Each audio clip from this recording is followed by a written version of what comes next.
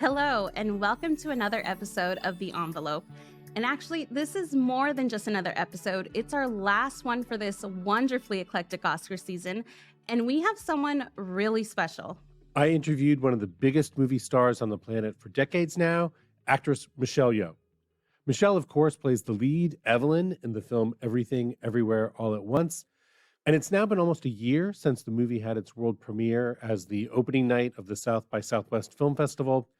And I don't think anyone in that room could have quite predicted it would go on to be a box office smash, proving there's still an audience for challenging, inventive art house movies in theaters.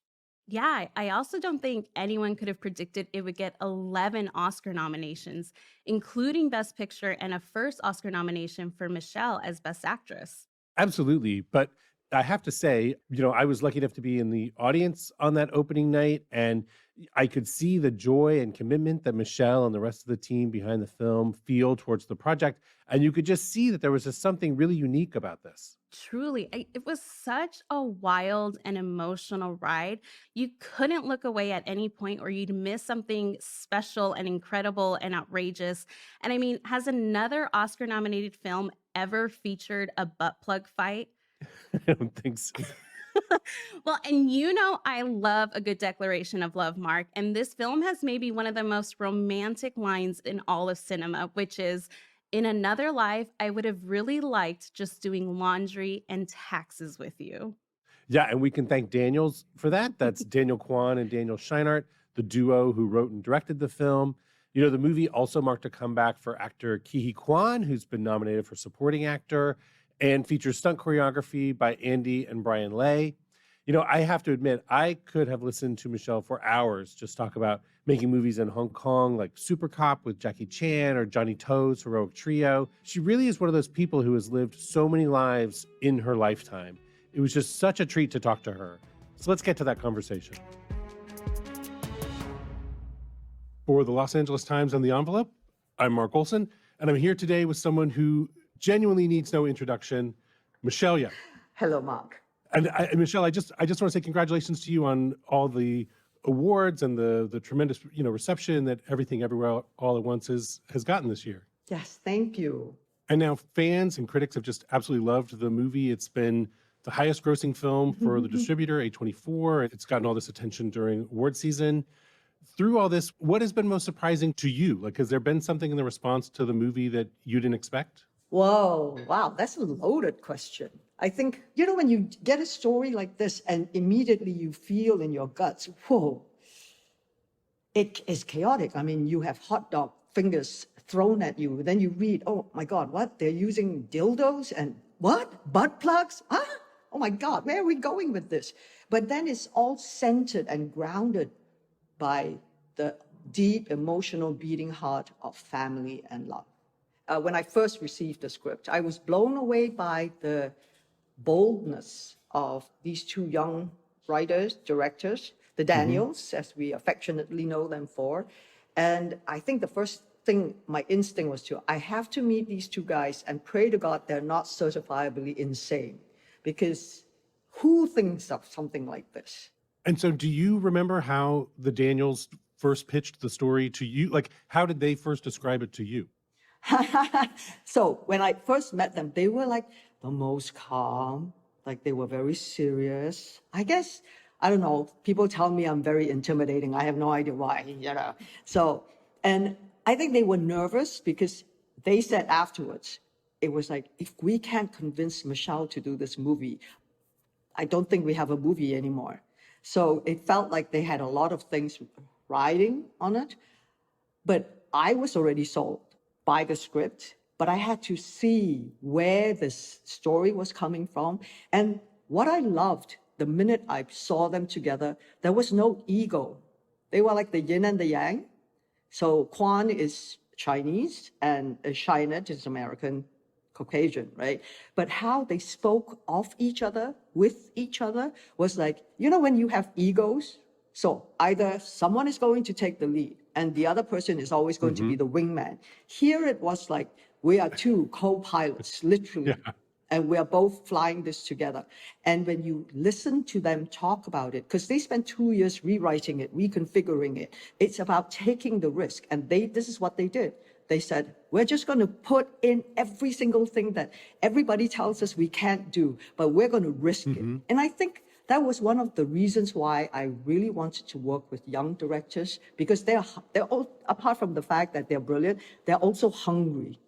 They want to tell you their story. And that is when you get the best storytellers, because they want to grab you and they go, listen to me, just listen to me, give me a chance. And I think that was what it was. It was just give us a chance to tell you our story.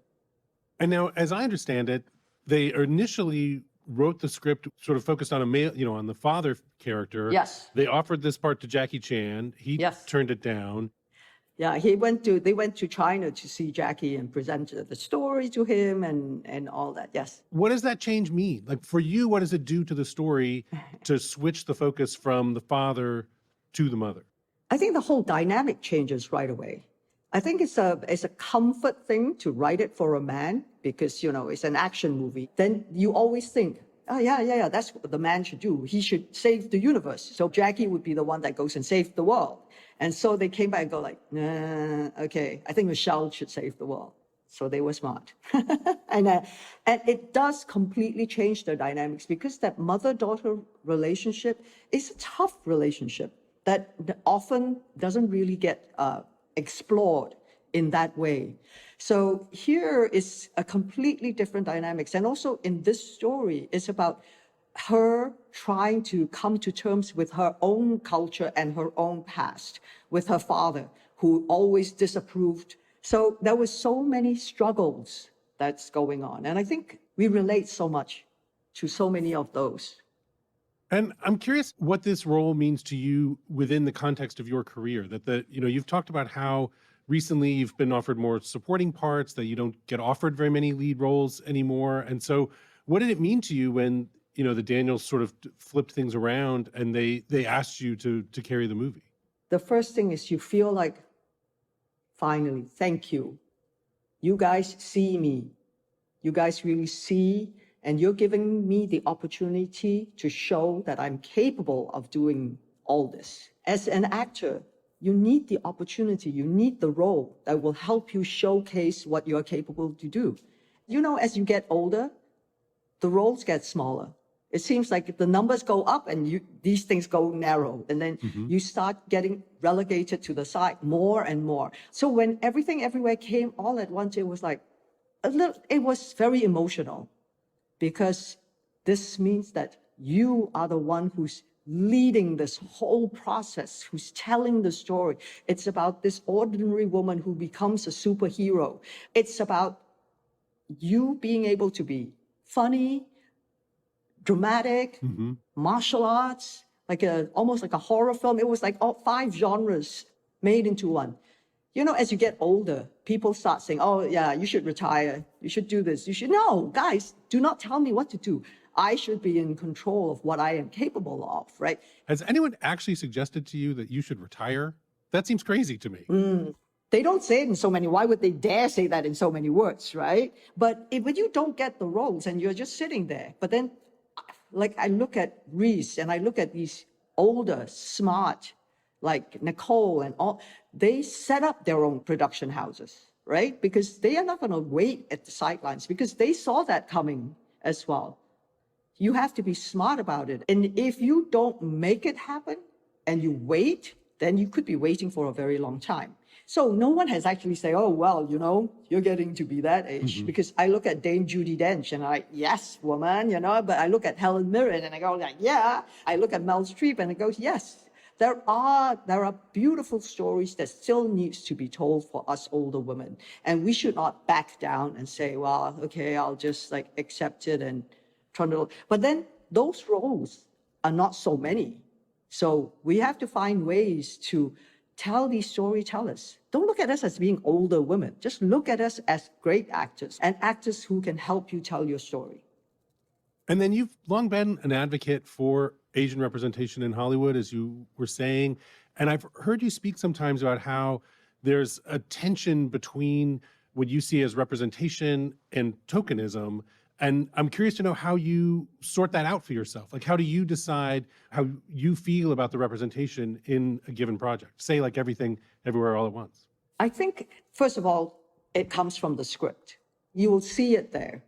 And you will also see if it's just a token. It's like, oh, we better put it like a Asian person as, you know, the assistant and this and that and that. And you can see that they're just like ticking the boxes. Have we got this? And have we got, if we have this, then we have the perfect little package. But that's not how it works, really, because true representation or inclusivity gives these characters a real background, a real life, desire, hopes, dreams, or whatever it is. And it not just like, oh, well, it's normal to see like a goofy, nerdy Asian. Let's just do that. And then we have an Asian in there. So you have to steer away from them. But the only way you can steer away from that is if you truly have an understanding.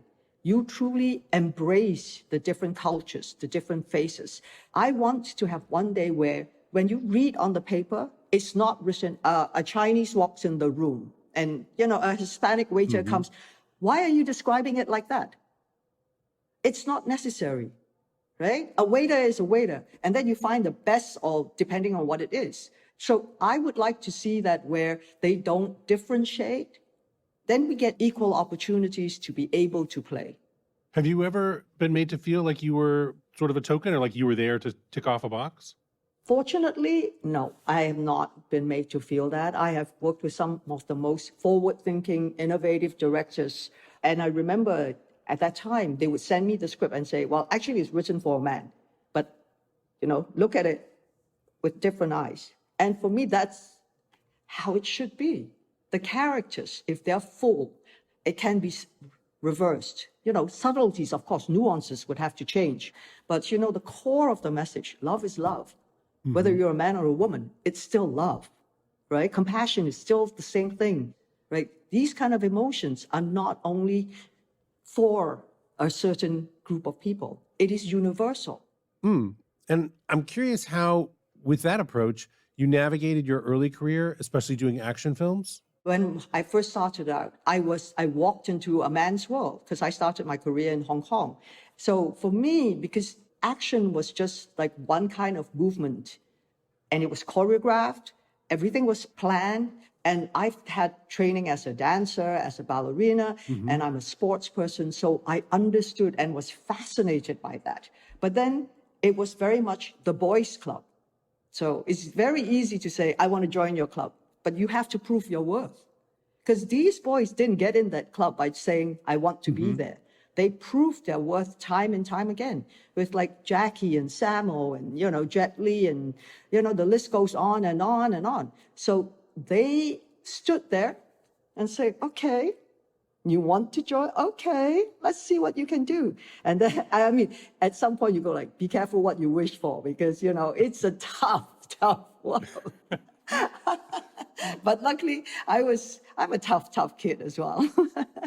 I wonder, do you ever look back on any of the stunts from your earlier films, like the motorcycle jump in Supercop, and wonder, like, what was I thinking? How did I do that? Like, when people show you those clips now, what do you think of some of those stunts you did earlier in your career? It's so funny you should say that because it's true. When you look back, because when Supercop, it's the movie that I did with Jackie, and we did some of the craziest stunts ever. And we had to redub it in English because it was coming to America. So when you're dubbing in and you're going like, oh my God, what the? And it all comes back to you and thinking, but at that point of my life and career, I was pretty much fearless because I was so focused on, I'm going to show the world I can do this. And I was fit. I was working with my stunt people. I knew what I was doing. I felt I had control in my hands. But sometimes it's not about you being in control. If you look at the car chase and things like that, I was literally strapped to the side of the car. And at one point, I heard the driver just like explode into all the most foul words possible. And he was swerving where he was not supposed to be swerving. And because the car was coming in the wrong way, and that could have been a tragedy. And you can't go anywhere. If you watch that whole sequence, I'm just like, pong, pong, pong, sideways on the truck. And that was my comeback movie because I retired from the scene for 4 years. And so it was like, I have to demonstrate to the audience who has been so patient, waiting for me, that I'm on my top game. Today is like, no, no, no, no, no, no. There's special effects, woo, CGI, woo, yes, you can do that. And I don't have to do it anymore. Because it's one of the things that's so remarkable about the role in Everything Everywhere All at Once is it does call on all these things you have in your background, your dance background, your martial arts background. What was it like just preparing physically for this role? I mean, was it different from when you get ready to do a more sort of like straight action or martial arts movie? No, it's the same. When you know your ABCs, you are going to be able to string your words and things like that if you keep practicing and if you keep using your skills, right? I practice every day. My flexibility is there, my stamina is there. So it's like when you wake up, the first thing you do is you brush your teeth, you wash your face. So as I'm brushing my teeth, I'm doing my squats, and then I will do my kicks and things like that. And I've worked it into a routine where it's like multitasking, I guess. So the physical side is not something that we have to consciously go, okay, because remember, we come from Hong Kong, incredible action, martial arts movies where at that time we had no rehearsal time. So you learn it on the spot and you do it. So it's almost like your head doesn't have to remember all those things. It's like the instinct. Okay, pa pa pa pa, move on. Pa pa pa pa pa pa, move on. So the preparation was really getting the family together and getting to know each other, not spending that time on learning the moves. Because fortunately, the Lay brothers, Andy and Brian, they grew up watching the action films of Hong Kong. And I looked at some of the moves and I go like, it looks very familiar. And they go like, hey, we took it from your movie. I'm like, oh, okay. And did you end up with a favorite fight scene or action scene from Everything Everywhere? Is there one that really stands out to you? What I love about, when you do a fight scene, it's also about the drama. Because, you have only 2 hands and 2 feet. The punches and the kicks, it's all there. It's just a different combination each time. But if you don't have the drama of what you're fighting, then it's like, it's just another fight sequence. It's just another car chase. It's like blah, blah, blah, blah. The most funny, I think, and emotional fight sequence was the one with Jamie Lee Curtis. When, she finally gets her head through the wall. And Jamie, bless her, she did everything. I mean, she came like, down the wire by herself. And I was like, Jamie, good for you. Because that is what you want. You want to see that kind of, I want to be engaged. I want to be part of this. And Jamie has not really done that kind of martial arts, but you can see she can move. She understands where it's going. But that scene was also a challenge for me because it was Evelyn Wong having gone to another universe, gone to learn all these kind of moves, now come back. I remember that when I did it the first time and the Daniels came up and said, oh, Michelle, could you not look so confident? Because we are always taught to look confident and know exactly what you're doing. But in this one, it's like Evelyn Wong discovering the fact that, oh my God, look, my hand is moving that way. So your face and your hands and, it's like suddenly you really have to split. It's like your brain has to fracture. So that for me was very fun because I had not done it in that way before. It's like the fight sequence between the Lay brothers, the butt plug. Oh my God. I completely cracked up. I just laid there on the ground and go, I can't believe I'm doing this. So the humor and the drama drives that scene rather than it just be a showcase of the fight sequences. More with actress Michelle Yeoh after the break. If you're enjoying this interview and want to keep up with more episodes, follow The Envelope from the Los Angeles Times wherever you get your podcasts. And while you're there, you can leave us a rating and review. We'll be right back.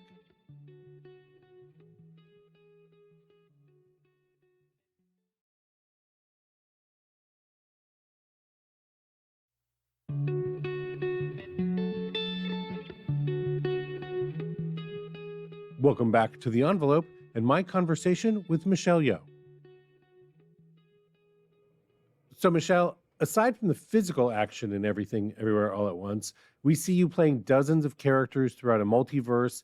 And how did you keep track of them all and give each Evelyn a distinct personality and physicality? Was it a challenge to make all of those characters unique? It's homework.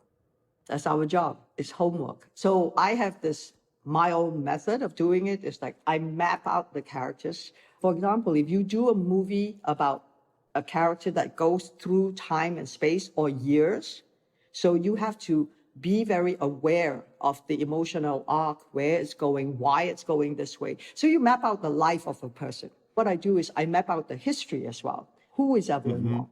I need to know where she came from. And in this movie, it tells you she came from China. When she was brought into the world, she was already a disappointment because she was a girl. So why would she look like this? So we had a wig made because I wanted her hair, because, you know, she has no time to go to the salon or to the spa or or do facials and things like that. This is a woman on a mission to try and make ends meet and, you know, get her business done right. She's like in her 50s, so her hair should be showing whites or whatever it is. And it should be just pulled back because these women have no time for any, you know, special styling and things like this. So, but then we didn't want her to look like a mess. So I worked very closely with Anissa and Michelle. Anissa does more of the hair and Michelle did my makeup. It was like age her, because Evelyn is aged by, you know, the suffering, the pain.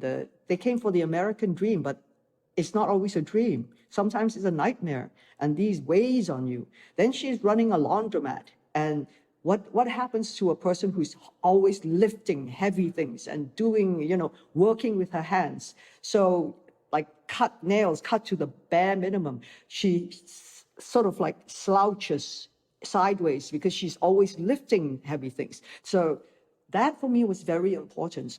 Now, at least one Evelyn is sort of drawn from your real life. We see footage of you As a movie star. as a movie star on the red carpet for Crazy Rich Asians. Were there other aspects of, you know, any of the Evelyns that you felt you were drawing from yourself in your own life? When I looked at that, I don't see my own life in that, because in Evelyn's universe where she was the movie star, right? It was like her dream come true, but then there was no joy, right? There was no husband.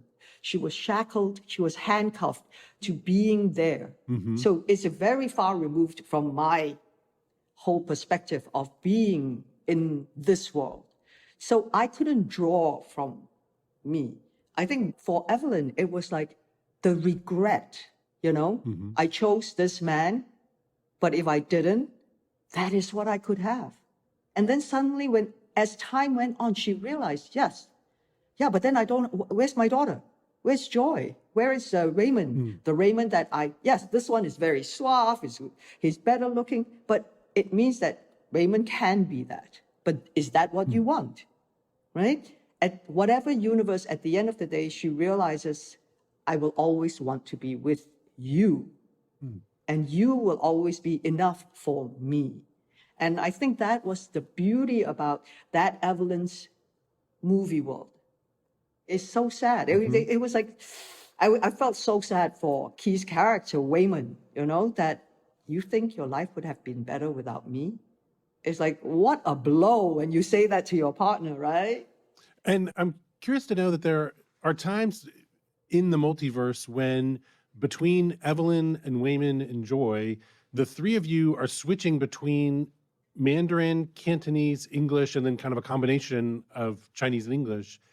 Was that scripted? Was that something you all realized you kind of could just do because you had a multilingual cast? Like it's an unusual thing in the movie, and I'm wondering how it came about. It was very intentional on my part, because that is the reality of an immigrant family, right? Because when you come here, the first thing is they had to learn English. Some families, when they have a child, it's almost like, no, she has or he has to blend in and fit in and all those kind of things. So they almost don't learn the language, which is the case for Joy. But like the old generation, when the father comes, he doesn't speak a word of English. So you find this in a lot of the immigrant families who are like that. And we wanted whoever comes from an immigrant, Asian immigrant family would recognize that right away. It is very confusing when you're watching it at the beginning, but we wanted you to feel that. We wanted you to step into what is a real representation of what an Asian immigrant family would be at home. They speak to each other, they talk about the like poor girlfriend of Joy's, who was there, and they would talk about her in a different language. It's like, hello, mom, she's right here. It's like, why are you not talking to her? And that happens all the time. And it's like, when they make a comment, they always go for the jugular. It's like, oh, you're getting fat. You're not doing this. You're not, because the intention really is not to be critical, but it's their way to say, you can be better. And I will help point out what are the things that can help you be better. And in their minds, it's like, when you are better, you will get better opportunities. Things will come your way. And then you will look the part, be the part, and be able to do it right. And then, as you said, the sort of the emotional core of the story really is in this family. And as you mentioned, you just had a little bit of rehearsal time with yourself and Ki Kwan and Stephanie Hsu and James Hong. How did you come to create that family dynamic among, the four of you? Because it really does feel like a real family in the movie. We were all cast well. And it's an effort on everybody's part to be committed. But that's how it works. When you are not lazy, you don't take it for granted. It's not entitled to you. This is your opportunity. And if you don't come in your A game, with the rest of us are going to shame you to hell. But we became a real family because we saw every single person that was involved in this whole process. And at the time when we started, it was like in Asia, we have a ceremony where we actually, it's like a blessing. It's not a religious ceremony where we make offerings. It's simple to say to the gods, but really to the place where we are, to say, we are here on this property. We seek your permission to be here. Please bless us. And if you do, you will allow us smooth sailing as we are here for these next weeks. And then it was very fortuitous because it was also during the time of Chinese New Year. So it brought what it is to be Asian even more to the forefront. I think those were the little nuances or little things that they would do, which brings us all even closer together into trying to show the rest of the world what it is like to be this immigrant family. It's been so beautiful from the outside to watch as the movie's been coming out, the way in which Ki Kwan has responded to the fact that people have been so overjoyed to see him coming back. He's one of those people I think we didn't realize how much we missed him. What has it been like for you to sort of be next to him during this time and to sort of see him going through this process of being rediscovered in the way that he has? It's fantastic, and the only reason that he has, it's not about being rediscovered. He was always there, but he didn't have the role to play, right? If there had been more roles like this, he could have come back sooner because his talent didn't go away. The crux of the matter is, where are these roles? Like maybe 4 years ago, before Crazy Rich Asians came out, there weren't even stories like this that were told. So I am very proud of Ki. He saw the opportunity and he ran for it. But what I'm saying is, give us more opportunities. Stephanie deserved this kind of opportunities. Harry Shum deserved this kind of opportunity. Ronnie Chang, they all deserve these kind of opportunities. We need storytellers. It's just that I think what has happened is that glass ceiling has been shattered. It goes to prove that the audience, as long as you're a good storyteller, I don't care about whether it's Asian or Hispanic or what, you're telling me a story that I can relate to. The kids that are coming up to me are not all Asians, but you know that they are young people. But I think, yes, of course, it reflects much more deeply to the Asian faces because they say, I can see myself there on the screen, which means I am seen. I can do things. I will be given the opportunity to do things. So it's been a good journey. In your acceptance speech for the Golden Globes, you said that Hollywood was a dream come true until I got here. And is what you're talking about, is that what you what you mean by that? That once you got here, you didn't get the opportunities that you thought you would? Because if you think about it, when I got here, it was that time where there was no inclusivity. There was no real representation. At that point, like I said, 26 years ago, the only one movie was Joy Luck Club, right? So, and remember, I came from Asia. I came from Hong Kong. I came from Malaysia, where I grew up watching movies that were international. Hollywood was a dream, right? Because Asia, the market is there. Then you have to fight for the European market. And we all had to adopt English names to be able to sell our movies, tell our stories, so that people will go like, oh, okay, we can relate to this.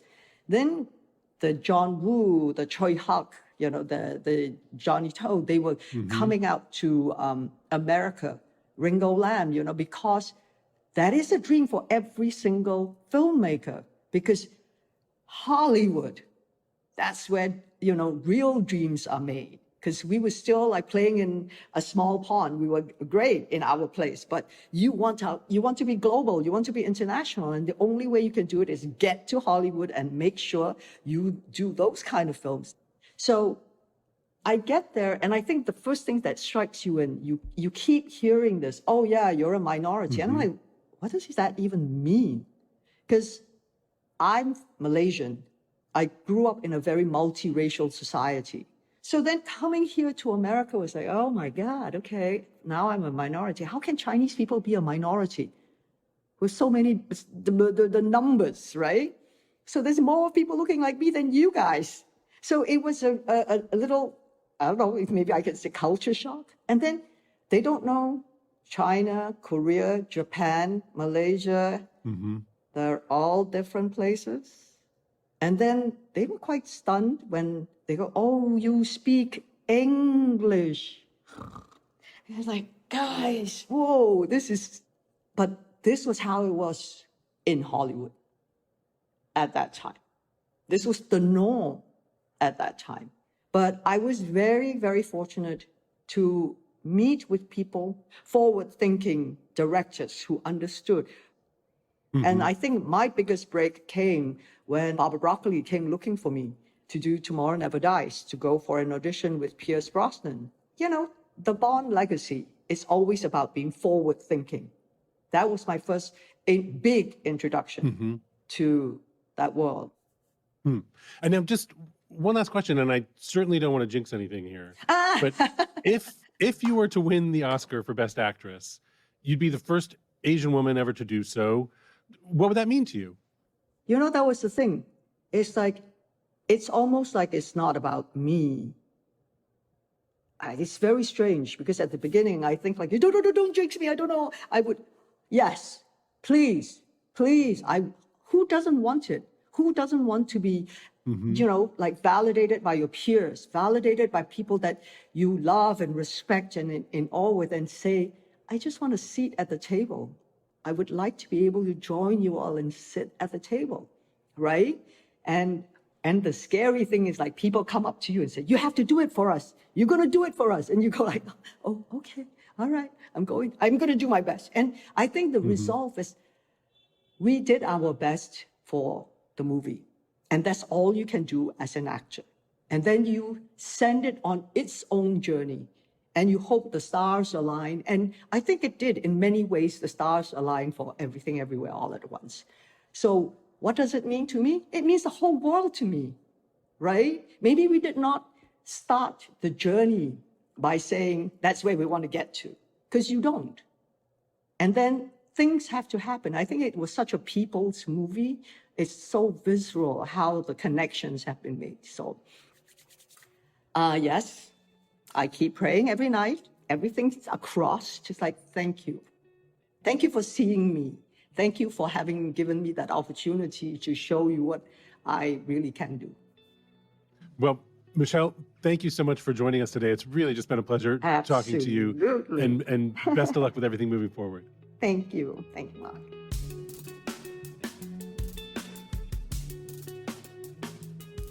The Envelope is a Los Angeles Times production. It is produced by Taya Francesca Price and Rachel Cohn, with help from Helen Lee, and is edited by Mitra Kaboli and Lauren Rapp. This episode was mixed and mastered by Mike Heflin. Our executive producer is Hiba El-Arbani. Our theme music is by Mike Heflin. Special thanks to Matt Brennan, Jasmine Aguilera, Shawnee Hilton, Elena Howe, Kayla Bell, Patricia Gardner, Dylan Harris, Brandon Sides, David Viramontes, Vanessa Franco, and Nicholas Ducassi. I'm your host, Yvonne Villarreal. And I'm Mark Olson. Thanks for listening.